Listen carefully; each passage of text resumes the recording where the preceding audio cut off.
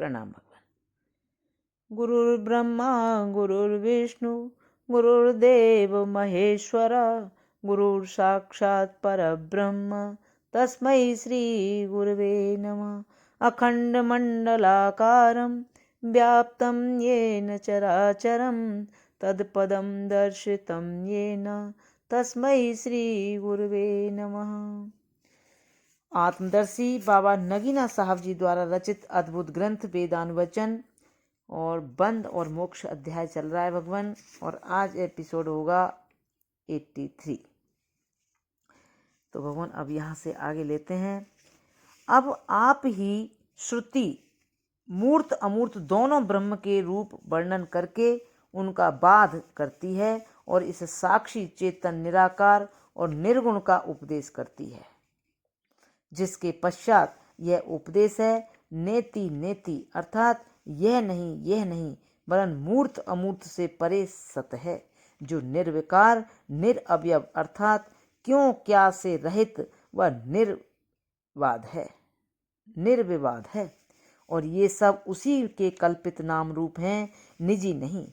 इसलिए वह सत का भी सत है, प्राण वास्तव में सत है, जो हिरण्य गर्भ अर्थात ईश्वर है।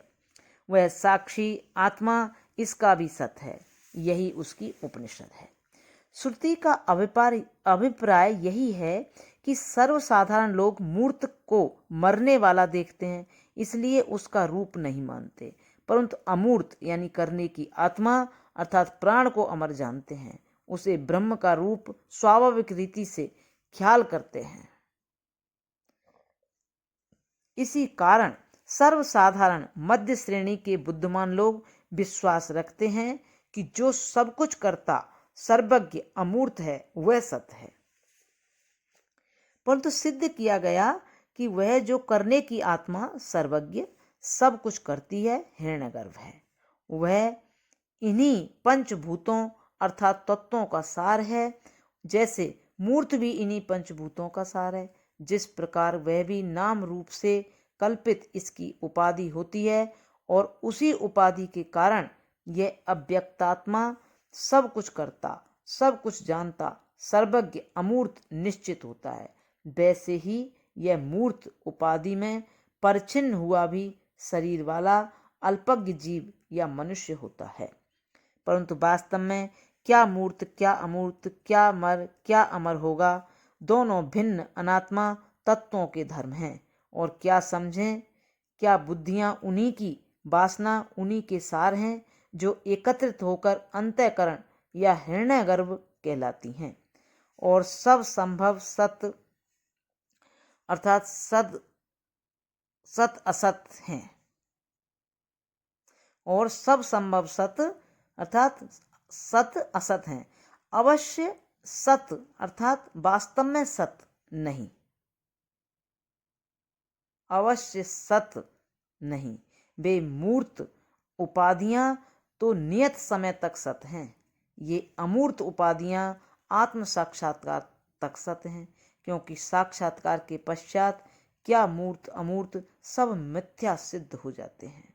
इसलिए वे सब वास्तव में सत नहीं, वरन सत वही है जो इन सब के निषेध यानी बाध से शेष रहता है, और कोई भी गुण नहीं रखता। उसे सृष्टा पालन करता सर्वशक्तिमान या सर्वज्ञ इन गुणों से भी बद्ध या नियत करना भूल है, क्योंकि ये सब गुण या रूप अपने से भिन्न हिरण्य गर्भ के धर्म हैं, जो उसमें कल्पित हैं।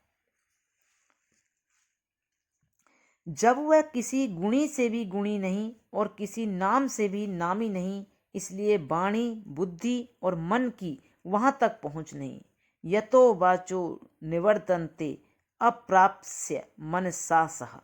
अतः आवश्यक है कि उसे नाम रूप मूर्त अमूर्त में पहचानते हुए उन उपाधियों का ऐसे निषेध करें कि न तो वह नाम है, न रूप है, न मूर्त है, न अमूर्त है, न सर्वज्ञ है, न अल्पज्ञ है, सबके निषेध का शेष है। यही सत्य और यही हमारा आत्मा है, और यही उसके ठीक पहचानने की विधि है। इसलिए मूर्त अमूर्त ब्राह्मण ने क्या मूर्त क्या अमूर्त, सब उसी के रूप वर्णन करके फिर यह नहीं यह नहीं यानी नेति नेति वरन इन सब से परे मूर्त रहित सब का आत्मा सिद्ध किया है। यही सिद्धांत है और यही उपनिषद है। वह जो इस तरह इसे अपना आत्मा सबका बोध करके शेष संग्रह व अवशिष्ट जानता है, वही जानी और वही सच्चा है।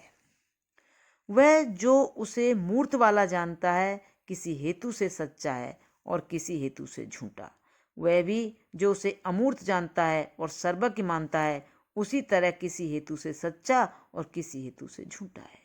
क्योंकि वे सब उपाधियों में फंसते भूलते भटकते रहते हैं। कुछ बंधन और उपाधियां उसकी स्थूल मूर्त मात्र हैं और कुछ बंधन तथा उपाधियां उसको सूक्ष्म अमूर्त मात्र हैं। क्या मूर्त उपाधियों में क्या अमूर्त उपाधियों में सब में बद्ध का विश्वास आता है। उसके मुक्त पद की समझ तो इसी तरह अध्यारोप अपवाद न्याय व अन्वय व्यतिरेक से होती है। इसलिए वे भी जो मूर्त वाला मानते हैं और वे भी जो अमूर्त वाला सर्वज्ञ सबका कर्ता हर्ता मानते हैं, वास्तव में एक समान हैं। प्रणाम भगवान।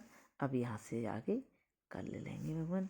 ओम शांति शांति शांति।